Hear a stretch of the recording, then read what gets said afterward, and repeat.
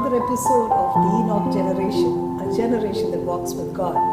So the last episode, we had Renita Grace with us, and she spoke to us about her journey till the point where she returned back to God. And now we have her with us in the studios again today, and she's going to continue her journey with us from where she left us, her arrival into Kuwait. Yes, Renita, so you can continue your journey with us. Yes.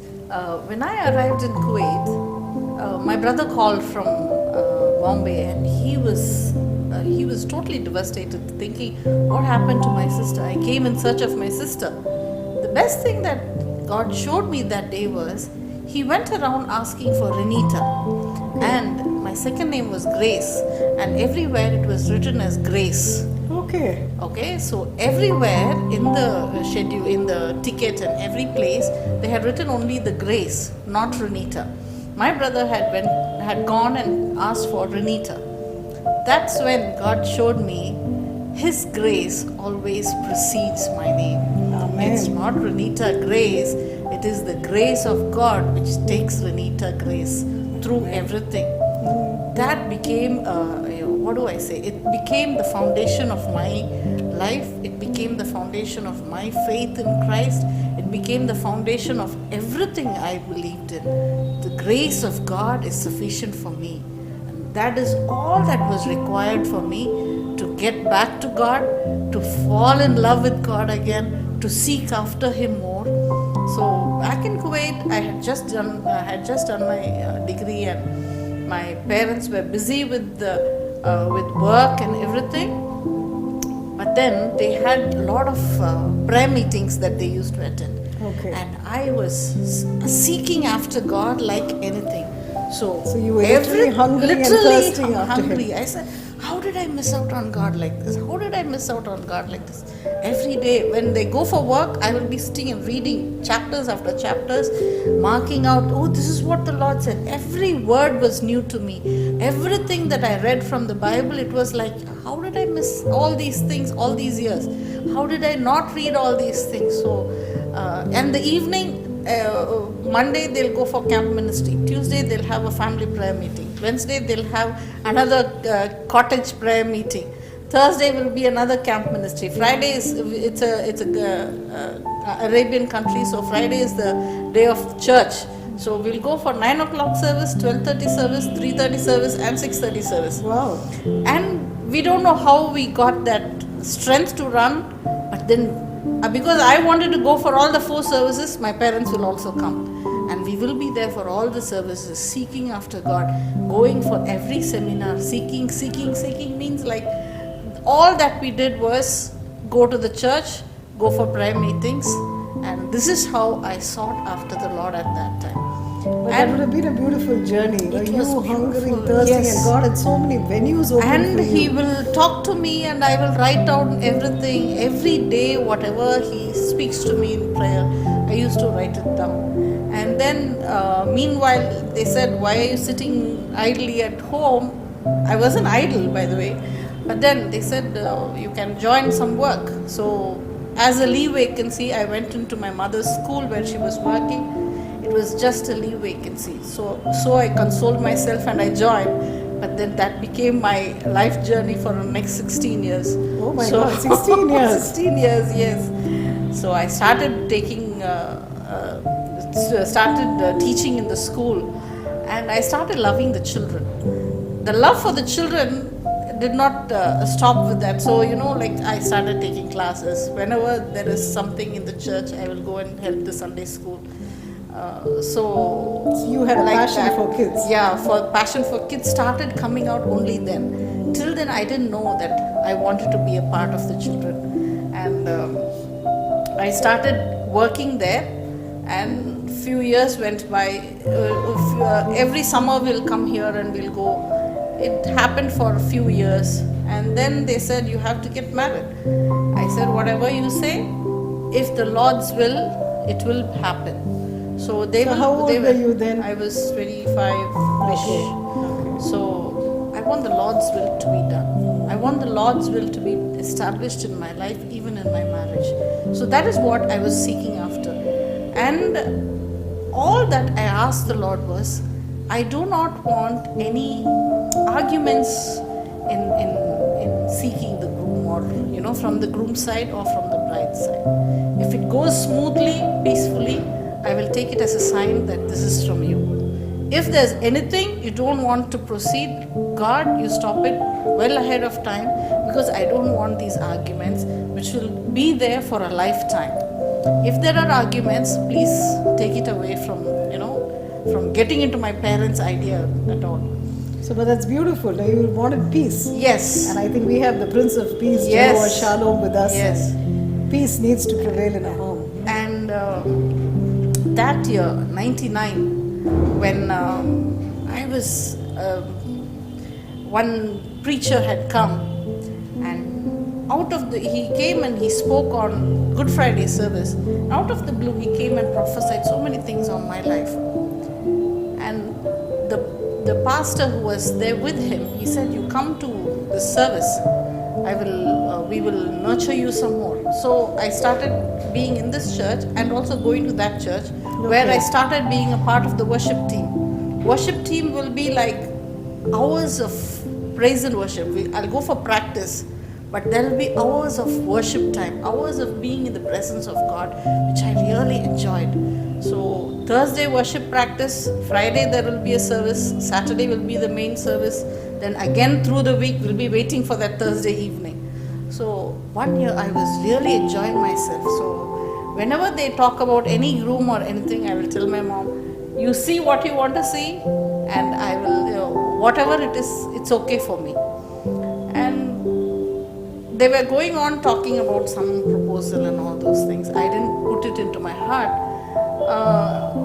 One fine day, my neighbor, who was also a pastor, he came and he said, "Why you are not checking on this particular groom which we have been talking about and all that?" Then Amma said, "Okay, let's see," because he's a good friend of ours. That's how it started. And then they started talking. And one fine day my father said, "Why we are going on talking through someone? Why not we call the boy's father and we talk?" So they just called the boy's father, and they are from Chennai, and they started talking, and then they found that his grandmother and my grandmother are from the same town. Wow. And when we heard that, my mother was excited, and they said, "Okay, let's see how it goes." So we wanted to talk to my grandmother in the next 2 days, and then we will get back to them. So they said, "We'll take time." But within that 2 days, before we could call on the evening, morning we are getting a news that my grandma passed away. Oh my God. So when my grandmother passed, it was a shock. We did not expect it, and this was the person we loved so much, and we wanted to talk a lot about this proposal and stuff. And then we came for the funeral and all. After the funeral and the prayer meeting is over, my parents said, we'll go and see the boy." That's how it started. This was end of October, beginning of November. They saw the boy's house. They came and saw everything was peaceful as I asked for. And we went back to Kuwait, and they are talking over phone, and suddenly they are saying, "No, we'll get married in December itself." You will not believe, my marriage happened within a span of 3 weeks. Okay. They just spoke with each other, everything was suitable, and they said, "We'll have it in December." Between Christmas and New Year, there was no hall available, no church available, so they said before Christmas. And it happened all of a sudden. My husband always says, "I just started praying, Lord, if it is your will." And then before I could finish the prayer, the wedding got over. He said, So there was no time to find out was it his will. No, it was the Lord's will. That is why it went so fast. Maybe he didn't give you that time. He didn't said, "This is my us. will, come yes, on." just go on. So after that, I was here for some time, for a few months, and then I went back to work. And my husband wanted to try his luck in Kuwait, and then he said, "I don't want recommendations, I don't want this, I don't want that, I want to be like this." I said, "Okay, fine." So we went 3 months, he didn't find a job. After that, okay, I said, "Okay, wherever you are, I should be there." So I gave my resignation, and I was about to come back, and everyone said, "How can you leave a good job like this where they've given you the visa and everything? how can you leave and go just like that?